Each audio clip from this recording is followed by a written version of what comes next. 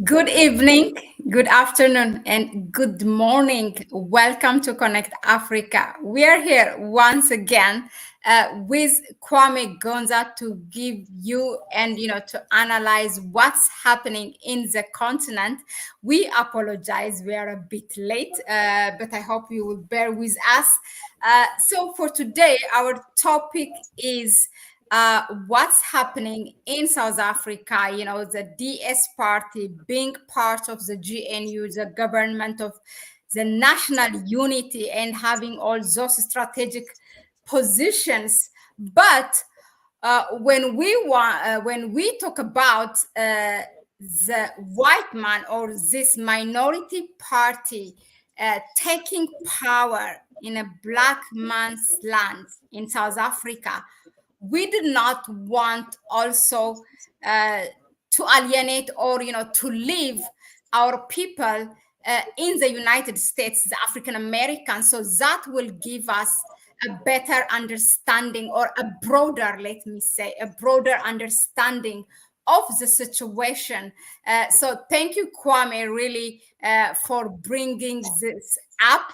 Let me welcome you. Welcome, Kwame, and we Uh, get to the question.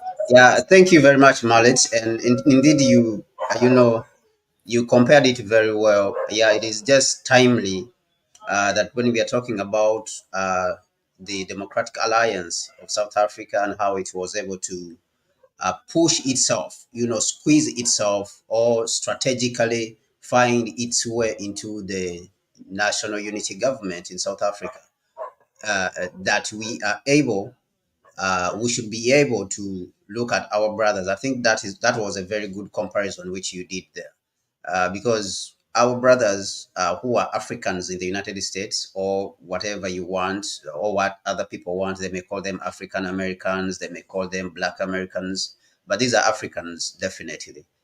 Uh, so we want to look at their predicament in the United States. Okay, so that is what today we want to look at and compare. Is it really fair? What are the mistakes? What are there strategic mistakes that have been made by maybe our brothers in the United States, the so-called African Americans, or is not about strategic mistake. There's no strategic mistake which was made, but there is forces which are much more stronger than we think. So these are the things which we want to deliberate on. Of course, as Malita has mentioned, the government, the cabinet, President Ramaphosa, announced the cabinet, and the Democratic Alliance was able to achieve 6 posts in the whole national unity government, even though the whites in South Africa constitute only about 8.2%, but they seem to have found themselves in government with a representation of up to 19%. 19%. People who constitute only 8.2% in South Africa. The whites constitute, of the total population, they constitute only 8.2%. But if you look at the positions they took, six Just out to of be 30. clear, it's not 12% of the population. I hear recently. Is No, they are 8.2%. They're just okay. 8.2%, the white in South Africa. And they were able to achieve 19, representation on the cabinet at 19%. So it shows you an oversized representation, on the cabinet. So these are the things. But when you look at the United States itself, also, we want to look at it, our people represented in the same way. Yeah. So back to you, Mallet. Good then. Yeah, thank you very much, Kwame. Definitely. It's not only to talk about what's happening in the continent, but what's happening to our people. How do we now, what happened here, how does it help us to reflect on ourselves and move forward? What are the commonalities there? Identifying those will be really the important part for us. Now, before we start, we really want to kind of, I like to say in a research, to frame it so that with that background, with that information, then we will be able to discuss what we have planned to discuss here, because it's really important for us. Now, in the just concluded and power sharing arrangements in South Africa, which it's called the government of national unity. Now, the White Man's Democratic Alliance, or DA as it is called in its acronym name, managed to get 6 cabinet ministerial seats out of 32, which represents 19% of the government. Now, this shows progress for them, really, because it's almost 1/5 of the government. That's big. Now, on the other side, in the United States, we have African Americans or Africans in America. It's always a dispute, how to name this. Now, they are sprinkled here and there in American government without really any serious political representation or political base in the country, in the United States. Now, is this a cause for concern, and have the African Americans or attempted at one point or another to build a political base, as we see in South Africa, like DA, the White Man's Party? Now, I'm gonna leave you to reminisce on that, and we go ahead with our questions and see if that is answered for you. Now, allow me, Kwame, now with this, I go ahead with my first question. So now, can you please, compare and contrast the two groups in these countries, in South Africa and the United States? Like we have the White Man's Party, the DA party in South Africa, which is a remnant of the apartheid, succeeding in South Africa. Now, yet in the United States, the Africans or the African Americans who are formerly, oppressed and who were freedom fighter and also contributors, they did not succeed politically to the point of sharing power like the DA did now. Now, can you compare the two? Is it a difference in a strategy? What is it missing? I thank you very much, Mahlet, and thank you for that introduction. And that's why you asked a question: have the African Americans or the Africans in the United States attempted to build themselves a political base, and of course even an economic base, for that matter? And this topic today, I think, is very important to us as an African people, because we need to understand and connect the dots. We have to connect the dots internationally for us to understand what is our position on the global international stage.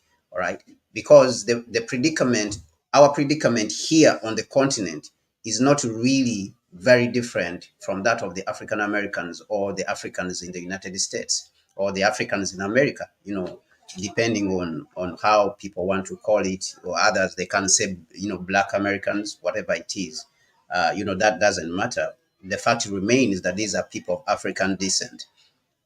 Now, to compare between the two groups, as we have seen, actually, the figure of whites in South Africa, we were even overestimating it. But data from, if you look at the simplest place or the easiest place where you can get this data is Wikipedia. The population, even when you go to the website on South African government website, you see that the whites constitute just 7.3%. 7.3% of the total population of the country. Now, the African Americans or the Africans in the United States, on the other hand, constitute 13% of the population. All right. Now, in South Africa, these whites who are just 7.3%, they control the land. They control the land at almost 72%. They control 72% of the land, the factories, the mines, and everything that is in it. All right. So they have not only now a political base, but for a very long time they have had an economic base. And on the other hand, also what we see is that, of course, they have support from outside. They have huge support from outside, from Europe and the United States. As you saw that during the period when Zimbabwe attempted to take back the land, the few whites in the country who owned the majority of the land in Zimbabwe, the United States punished Zimbabwe because it was taking back the land from the whites. And of course, this is very unfortunate. So what is happening in the country, in South Africa, shows you that these people have been gaining ground more and more, and they have been strategizing. They have been strategizing this for a very long time to gain an upper hand in South African politics, and they have been using money. Okay, they have been using the help which they have from their brothers who are white in the United States and Europe to not only intimidate the ANC, but also to weaken it. And when you listen to the strategist, who is Helen Izele of the Democratic Alliance, they have been blatantly pointing out the economic freedom fighters of Julius Malema as the greatest enemy. That is their greatest enemy. And if you ask why is it their greatest enemy, it is because the EFF says that it has to take back the land and take back the mines and nationalize all the resources so that they can benefit all the country. So as we have seen in one of the viral videos which is going across from the new supposed minister of Home Affairs, who says that he's going to deport all the blacks, who is a white man from Netherlands. These whites are from Netherlands. Most of them are from Netherlands, actually. What they want is what the other white people want, like what you are seeing even in Europe, is to have sole ownership and control of the resources of the country and oppress the rest. So it's the same thing which they were, practicing during apartheid and colonialism during those periods. So the predicament of our brothers in the United States continues to be, a difficult one. They have representation here and there, in the government. But even those blacks who are in government today, on the side of the African Americans, they really don't represent the interests of their people. So they are chosen and given these responsibilities. But these responsibilities which they carry out, you see that in one way or another, these responsibilities they are carrying out, they actually push their people further down. You look at people like Linda Thomas, for example, who is the representative of the United States at the United Nations. So what is she really contributing to the African American community, apart from serving, the United States and its oppressive activities across the globe? You look at people like the General Langley, who's a black man, is a pure black man. Okay, he's leading AFRICOM, the so-called United States Africa Command, in oppressing other black people across the continent, not contributing to the black community in the United States. Apart from these gestures being just symbolic, these black figures who are elected or appointed in the United States government, or who find their way into positions of power in the United States, they are not contributing, anything substantial to the black community or the African American community in the United States. So they are there in the government, whether in the Biden administration, you can talk of the Vice President Kamala Harris. They are there only to continue to push the agenda of the white people, across the globe and within even the United States itself. And on the other hand, in South Africa, you see that the white man, immediately when he came to power, you are seeing the Minister of Internal Affairs, immediately his words was to deport the blacks. Whether you are coming from Congo, you are coming from Mozambique, they are going to deport you. He has not talked about deporting any whites who are coming from Europe. He has not spoken about anything like that, or deporting Indians or what. He has said he wants to deport the blacks. You see, so you can see the difference. The difference is huge, but also it shows as a matter of continuing this comparison, it shows a lack of strategic thinking on the side of the Africans, that organizations like the ANC has not thought strategically. And of course, we have made a lot of analysis on the African National Congress and how it moved, and the fact that the people who left the ANC, who did not vote for it, went to the MK party and went to the EFF in the past. Instead of the ANC looking for those people where they have gone, it decided to go in the opposite direction. So I think that this is a strategic mistake. This is a strategic mistake. And of course, we have done extensive analysis on that. And you can see that the more you concede to imperialism, the more it demands. Today, I think some data came out, some article, I saw some article whereby the United States has put sanctions on South Africa, that South Africa allowed the Chinese pilots to be trained on South African soil. So it has put some sanctions on South Africa. So this shows you that the more you make concessions to imperialism, the more it is going to demand. The more you make concessions, the more it's going to demand. So the only way out is to radicalize and fight against it.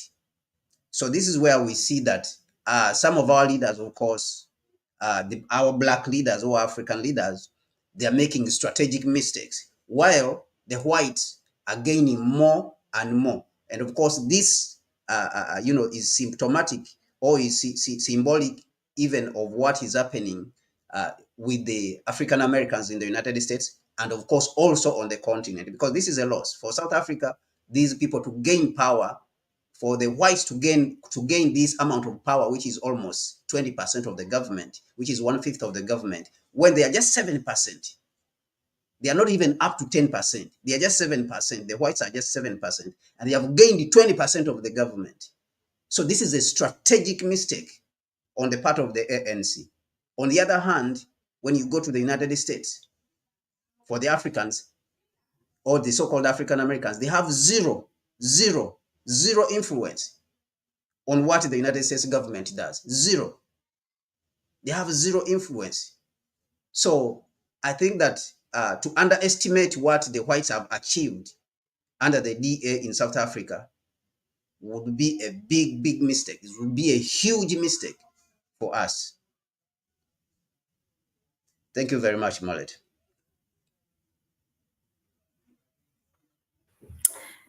Thank you very much, Kwame, because now to have that background and understanding of the two, then it helps us instead of just going, and their status, they are not on the same level. I mean, their struggle, it's a different thing totally, but it gives you a better understanding, because these ones are really, now they have the power, and they're talking about expelling the black people that came, still from the continent, from Congo, like we have heard them. There's this 2-minute video by the new Home Affairs Minister.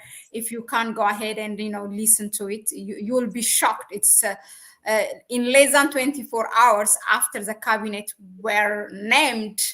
9 o'clock at night, Ramaphosa named them, and then early morning, this video was, I think immediately he made it, or it was prepared, I don't know. In any case, whereas the African people who are here and there in power, just appointed, not even as a party, political party, you hear them, coming to Africa and or wherever, whatever positions they have, talking about contaminating African countries, as Linda Thomas sitting in the UN and this AFRICOM general also. Sad, very unfortunate. Now we move forward, and we continue with this discussion. Now, Kwame, there is this question of differentiation and aggregation, as talked about the famous Dr. Claude Anderson. Now, which seems to be the strategy by the whites in South Africa. It seems that's what they are following. And then also, on the other hand, we have inclusion without aggregation, which is the African Americans in the United States. Now, can you elaborate on this? Yeah. So this, what Dr. Claude Anderson, we have Dr. Claude Anderson, who's once a diplomat who served in the Carter administration, and he's an economist at the same time. He came up with this idea that what blacks or Africans in the United States need is not really inclusion, as in when we talk about the Jim Crow segregation in the United States, that the African Americans, during the Jim Crow segregation, what they needed was to continue aggregating their power, because before the Jim Crow segregation, which were laws by the United States, were removed and they attained the Civil Rights Bill was signed in 1964. The 1964 Civil Rights Act. Blacks had gained a certain level of economic power, right? They had their own institutions. They had their own football, leagues. They had their own cinemas. They had their own businesses. But when they were integrated or included into the United States system, included with the whites in everything, and they were integrated within the whites, they are not segregated against, then they lost all these advantages which they had built up. Okay, so what he says is that what African Americans needed was not really inclusion, but aggregation, to continue to aggregate what they had achieved, what they had. And they had to fight for, what they had to fight for is the right to continue to aggregate and put together their economic power, because they have a purchasing power of up to $1 trillion as the blacks. Okay, if it is an economy, it could be one of the biggest economies in the world. I think it could be the sixth or something, seventh or eighth biggest economy. The blacks in America, if you put all their money together, is around, the purchasing power is around $1 trillion. So that is his thinking. And of course, he was arguing on basing or looking at two schools of thought. You look at Dr. Martin Luther King Jr., who was saying that, okay, we should integrate, we should be integrated into American society. Because remember, Jim Crow segregation was like apartheid. It is like the apartheid which was in the United States, because blacks had their own toilets, they had their own drinking. They were not allowed to go where whites go, where whites sit, the bars where whites drink from. Blacks were not allowed. So that was, Jim Crow segregation, which was just apartheid. It's just another name for apartheid. It's the same thing which was in South Africa with the whites. Now, Dr. King fought to have blacks integrated, to have a society which is integrated.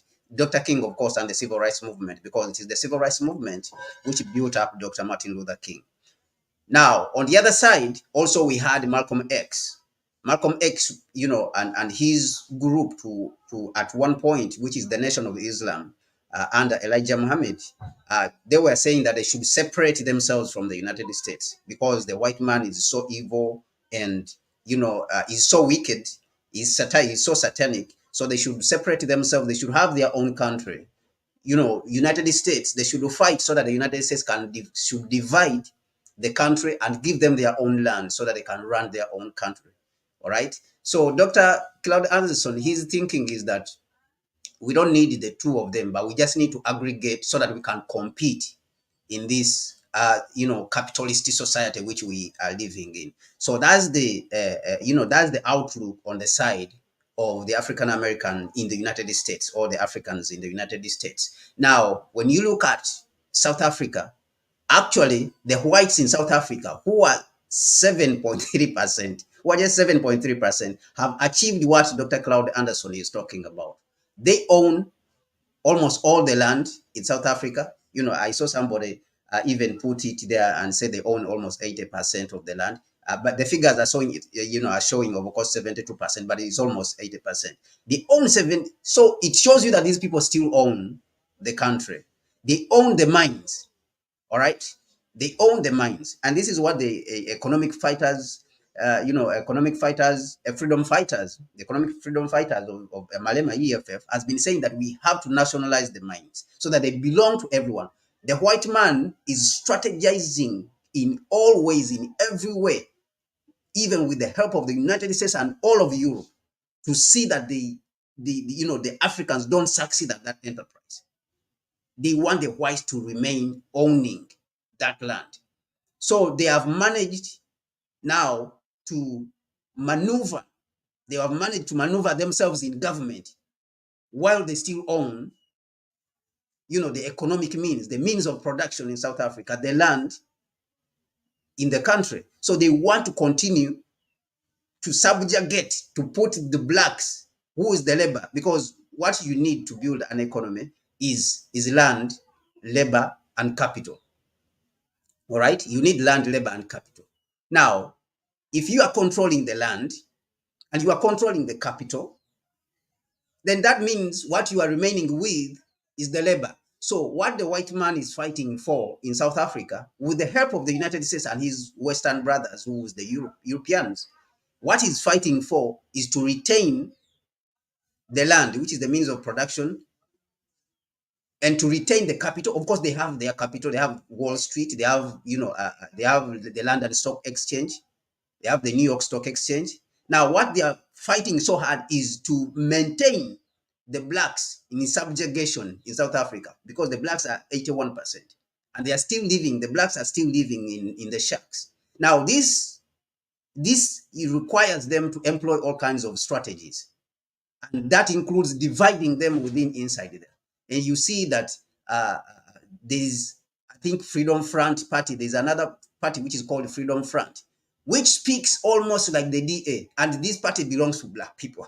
Yes, so that Freedom Front Party, the guy in Freedom Front Party speaks almost like the DA. He says that the immigrants, the black immigrants, are the problems and stuff like that. They are the ones who are bringing problems. We will deport them. But by the way, don't forget your points. Sorry, the Freedom Front Plus party is actually the white man party, but they have black people, who talk yes. like yes. that. So that is why I'm saying that for you to maintain the 81% or the 82% blacks who are in the country in subjugation, or to maintain them as a source of labor to work your mines and for you to deploy your capital and continue to benefit, you need to use all types of tactics for you to maintain yourself on top like that. And so this requires you to fight so hard to get in government, divide them and get in government. And this is what the Democratic Alliance has achieved in South Africa. And people are downplaying what the DA has achieved in South Africa, but this is a huge step. It's a huge step for a population of 7% to be represented at 20%, to control 20% of the government. This is a huge step. It's a huge achievement. So you can see that this is what they are trying to, this is what they are trying to do as the Democratic Alliance, because they have aggregated themselves internationally. When you are talking about the economic power of the whites across the globe, is already aggregated, because they control the finance of the world. So on the other hand, the African Americans, Africans, even on the continent ourselves, we are not aggregated. Our economy is not aggregated, even though Africa's economy is equal to that of India, but it is not aggregated, is, splintered here and there, is dispersed all over. So there is no way Africa now can help the African Americans in the United States because of that mistake, that we don't have like maybe one stock exchange or one, two, or three stock exchanges which represent blacks. The whites, they have them. They have the London Stock Exchange. They have the New York Stock Exchange and Wall Street. These, they represent whites. That is why you see that the United States has the ability of helping Israel, because these are whites. They are their brothers. They are whites. Okay, but for us, the blacks, now we cannot, even with this big economy in Africa, which we have, which is almost like the sixth biggest economy in the world, or the seventh biggest economy in the world, with $3.5 trillion, we cannot even go and help the African Americans. Why? Because it is not aggregated. Our economy is not aggregated. It's not looked at as, it's not looked at as a unit. Now, these whites, they have the backing of the United States, which is around $24 trillion, $25 trillion. So you can see that they have a huge advantage. And that's what Dr. Claude Anderson meant when he spoke about aggregation, aggregation and differentiation as versus to inclusion within the white society in the United States, vis-a-vis what we are seeing, the Democratic Alliance and whites have achieved in South Africa. Just on that point, Kwame, thank you. But that's a very good, you left it on a very good transition now point for my next question. Now, speaking of support for the DA party, is it really fair for us, knowing that the amount of support in kind, in finance that DA is receiving, is that, perhaps the reason why DA is successful in to reach to that point, also representing only 7% of the population, now having like almost 20% or 19% to be precise of the seats, or the share of power. But when we look at our people, could the reason that for them, like the African Americans or the Africans who live in the United States, not to have such an organized political representation, is it lack of support? What do you think it Yeah, is? definitely. Lack of support from the continent, lack of support globally from the Black people? Yeah, so it represents a lot of things. The fact that the whites have achieved this and the African Americans have not achieved much in the United States is symptomatic. I think I will take you back to one quote which Malcolm X said. Malcolm X said that, first of all, it is Nkrumah, I think, who came out and said, no, I think it is Malcolm X who said first when he left Ghana. Because when Malcolm X visited Ghana, there's a new consciousness he gained after talking to Nkrumah. He came and spent some time with Nkrumah when he was touring the African continent. He went and spoke to, at the Organization of African Unity. He visited Algeria. He visited a couple of countries. He visited Egypt, and then he came to Ghana before, and he visited Nigeria also before he went back to the United States. But Malcolm X said that from when he came here, he gained a new dimension. Nkrumah showed him something new, which he had not known. And that is the relationship of the struggle of the Africans in the United States, or the so-called African Americans, and the Africans on the continent, and how that struggle is the same. All right, what you are fighting for in the United States as Black people is the same thing that Africans are fighting for, on the continent, on the mothership, and that is economic control, because the whites are fighting for economic control and to maintain the blacks as the means of labor, for their continued survival. Actually, Dr. Claude Anderson, I think he wrote even a book. There's a book which he wrote after Power Economics. There's another book he wrote which is called Black Labor, White Wealth, whereby the blacks work and the whites, they gain wealth. All right. So Malcolm X said that unless Africa is great, unless Africa becomes powerful, there's no black man who's going to be respected across the world, anywhere across the world. So the weakness of the Africans in the United States or the African Americans is symptomatic, is illustrative. It illustrates how weak the continent of Africa is. Because if the continent was strong and functioning as it was supposed to, then these people would not be disrespected as they are. Now, this thing or this situation also speaks, it shows even the same, it just illustrates the same thing which is happening in South Africa. That the strength of the DA in South Africa, the fact that they are just 7% and gaining 20% of the government, is a representation of how strong the white race is on the planet. It represents how strong the United States is, because the United States has always been giving them support. Europe has always been giving them support. Whenever something happens or the EFF is talking like this or doing like this, they at one point the ANC spoke about taking back the land from them. And the United States, boom, and Europe, they started, sending threats to the ANC. So our people in the United States, their weakness is an illustration of how weak the African continent or the black people are as a race on the international stage, even geopolitically, whatever it is, but it just represents that Africa is not yet strong, is not where it needs to be, because if it is there, then we will see that reflected in the affairs of our people, and we will be able even to give them support, just like how the whites are giving the whites in South Africa support, so that they are, well represented, or they are even represented above even, proportionally, they are represented above their, population constitution in the country, such as South Africa.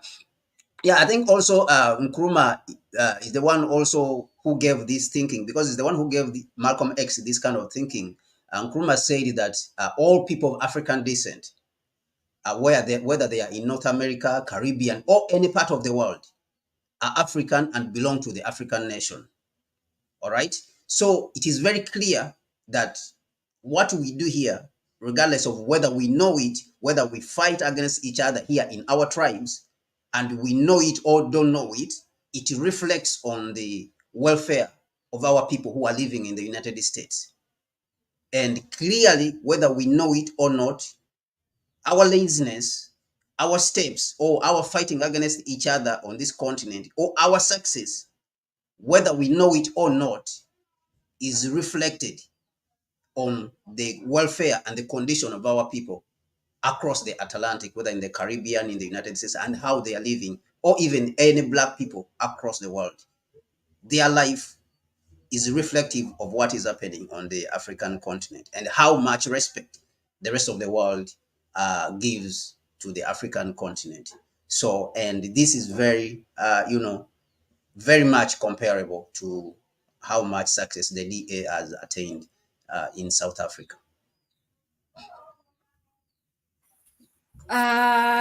Thank you. What can I say? Had it been that we were well organized, that the African Union have had achieved that political unity, that then the fate of Africans in America would have been different. Yeah, so the African Union, with the tools it has been given, it has tried. It was able to establish. I think the Africans in the United States were able to lobby the African Union so that they included the sixth region, which represents people of African descent, because we have 5 regions: East, North, West, South, and then the Central, and then we have that region which is outside. We have 5 regions on the continent, and then we have 1 region which is outside the continent. That is, the representation. That is what represents the Africans outside the continent, or people of African descent. So that includes the Caribbean and all the others. It includes the African Americans, the so-called African Americans, whoever, Jamaicans, and what, all these you could think of them as tribes, as another nation. So that's the sixth region. The African Union has been able to do that on that, at that level. It has been able to do that, and it has been, banks like the Afrexim, Africa Import and Export Bank, recently. Its annual meetings were held in Bahamas. So the reason being is that the Afrexim, which is Africa Import and Export Bank, has attempted to include the Africans in the diaspora in its programs. So this was one of those steps taken to see that the Africans on the continent and those across the Atlantic in the diaspora are working together. So you can say that, okay, they have achieved this, but these achievements are not enough. These are not enough. What you need is the unification, total unification of the African continent into a single government. That is what you need. But All perhaps the, what I'm saying is, do you think the African, let me rephrase it, the African Americans could have learned something from the African Union had it been that it has that political unification so that it can push them to get that grip of power share in the United States? so the African Americans, there's nothing they can do if there's no consensus on the continent. There's nothing they can do, or on a to the United States, in the United States, and unless maybe they come back and organize with the rest of the people who are organizing to bring that consensus. Because you look, we have about 55 states, and you have 55 voices, heads of state, who have this power that the African Union is supposed to have. Because remember, the African Union doesn't make decisions. It is the heads of state of the 55 African countries who make those decisions. Now, these people, they have to be compelled to make that decision. But even themselves, they are divided. You can see that some of them are supporting Ukraine, like people like Nana Ado, people like Ruto. They are supporting Ukraine, and even when they know that this is wrong, what they are doing is wrong, because of how the whites, the imperialist whites, are handling the situation and how they are using divide and conquer, they are able to compel these people to support them. All right. So that becomes a problem. So the African Americans, for now, or the Africans in the diaspora, there's little they can do to gain power in the United States if it is not originating from the African continent. And that means mobilizing with their fellow Pan-African brothers who are on the continent, just like how it happened during independence, the struggle for independence, the slavery, the struggle, for against slavery, that they organized themselves over there. And then Marcus Garvey built a movement. And then people like George Padmore and others, they came and organized it with Nkrumah. They organized together with Nkrumah. And those are the periods when the image of the black person actually was very much lifted up. And that's where you heard about black power, black pride, and all this, because the African Americans were frequenting the continent and dialoguing with the Africans on the continent. And people like Malcolm X came to the continent and he spoke at the African Union. And the reason why he spoke at the Organization of African Unity, Malcolm X, is to put the predicament, the affairs of the Africans, in front of the African heads of state. Because Malcolm X had seen that they are drifting. The African heads of state have started drifting into social issues. They are being preoccupied with social issues, and they are forgetting the core, the core issues that are supposed to be attended to, which are political. So he wanted to lobby the African heads of state so that they can support the cause of the African Americans or the Africans in the United States at the United Nations. At the United Nations, that was Malcolm X's strategy, and actually, that some people say that's the reason why he was killed. So that's the same thing. What Malcolm X was doing, actually, that is what the Africans in the diaspora are supposed to be doing: to lobby at the African Union and to organize on the ground, in the African continent with those people who want to, overthrow the current neo-colonial system. So that is what I see that, can be done and things can be achieved.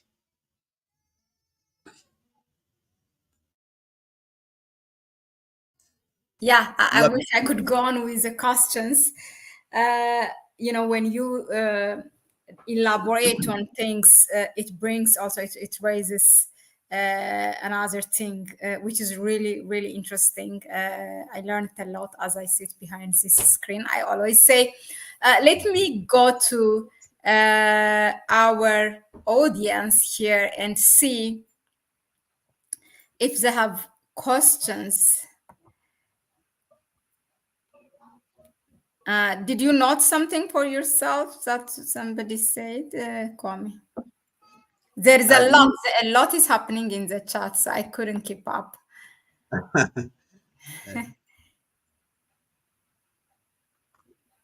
Yeah.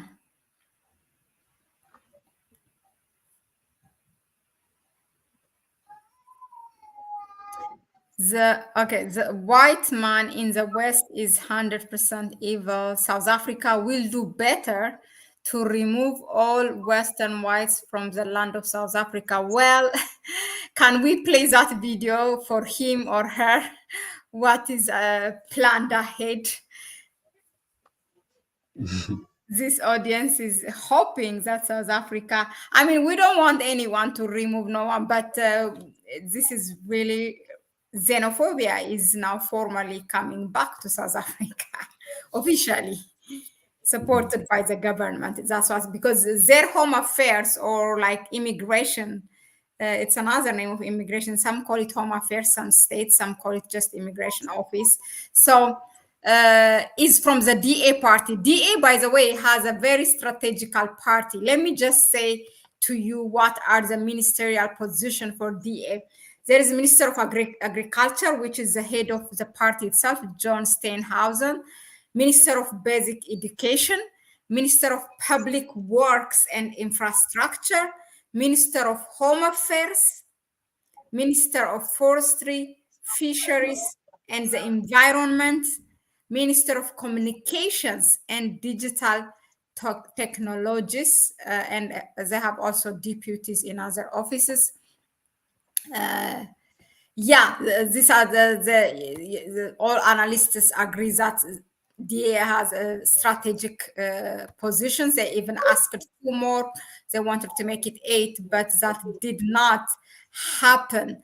Yeah, I think that's all for us. We want to give a shout out. I will quickly welcome Mohammed Musa Ali. You are always here, even before us. Thank you very much for being here. Mangu Kalonji, Anton Dalema, Dimode, who else do I see here? Okay, this is my comment. Child of God, Tariq Ali, Alexander Matthew. Yeah, most of them, they are agreeing with you, and they say they really, they agree 100% with you, and you are well informed, Kwame. So that's a credit to you.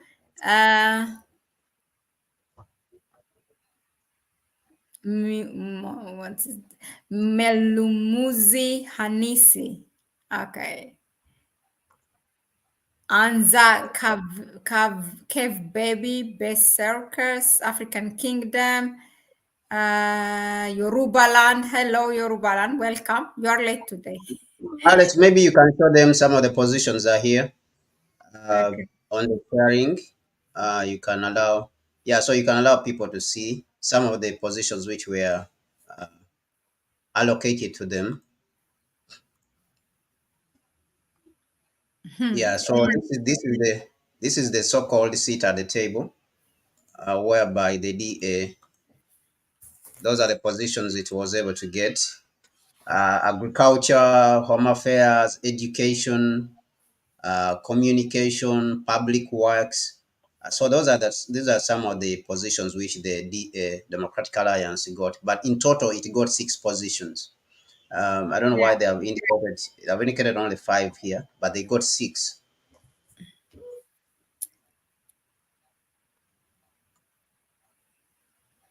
Environment is missing, or is it with, or fishery something? Yeah, Yeah. but It's fun. Yeah, thank you very much. I think we will just end it here. Maybe, not to make it long. Kevin Aka, Mr. Welcome. Also, I see you. He is or she is asking, have you read the books by Brenda Gale Plummer entitled Rising Wind and Search of Power? I haven't. I think no, I haven't also, so I will take note of that. Yeah. Who is that? Mahlet, can you send me that text? Maybe you can copy it for me and send it to me in text. I want to read them. I'll try and read Okay. those books. Yeah, if Okay. you can send it to me via text, I'll be happy to check them out. Okay. Nay. Brenda Guy, Plummer, titled Rising Wind and Search for Power. And in Search for Power. Okay, All that's right. Yeah. beautiful. Okay. Yeah. That's beautiful. Uh, Thank you. Yeah. Thank you all for being here, for trusting us, for engaging, for commenting, for giving us your support. We don't take it for granted. Each and every one of you, it means a lot for us. Continue like that, because you are the reason for us to be here every day. And yeah, share the video with others. Do not keep it just for you. It's an information. So we are here to learn from each other. So share the video as much as possible. That way you can make, even you inform one person, that's a big thing. If you want to help us further, go ahead to our description section and you can donate to our PayPal account. I put also the link here in the chat section. Go ahead and subscribe to Africa Reimagined. That's Kwame's channel as well. We try to support each other and build, as we build our channels, which is, the same goal, so that we will be able to inform using this little platform that we have. So make sure you subscribe to that. And yeah, we will see you on the next one tomorrow. You should not miss it. We're gonna talk about Kenya's debt, to be specific. You want to say a few words? Don't spoil it. No, so I just want to appreciate everyone. Definitely, we appreciate everyone who's been on the channel.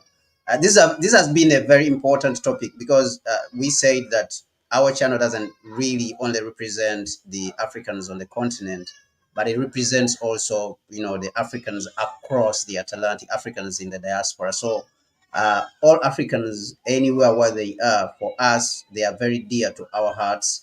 That is why you should invite other people, especially in the diaspora, also to tune in into the channel, to subscribe to the channel. And like Mahlet has said, tomorrow we are discussing Kenya's date. There's this talk which has been going on about Kenya's date, and the United States came out to deny that it's not the one indebting Kenya, and it pointed to China. And of course, the United States also has been saying that Africa is indebted to China. The claim is that China is burdening Africa with debt. So tomorrow we are going to look at Kenya's debt. What is it really, and who is burdening Kenya with this huge debt? So, with those few words, I want to thank everyone who has been paying attention to the channel. If you have been watching, make sure you like before you go, and also invite other people to subscribe, and also to enjoy this important.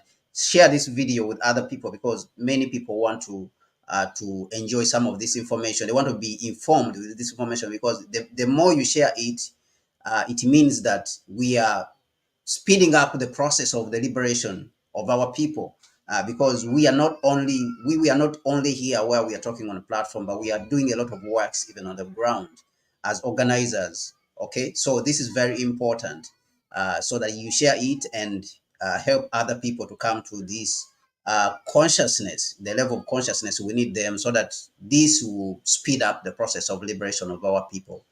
When we liberate Africa, we liberate everyone, every black person across the planet. So with that, once again, I want to thank you, everyone who has been watching and supporting Connect Africa. Continue to do so. We do appreciate you very much. Thank you very much, Mahlet. myself. Thank you, Kwame, also. So we will see each other tomorrow again. It's a bye-bye from us. Bye.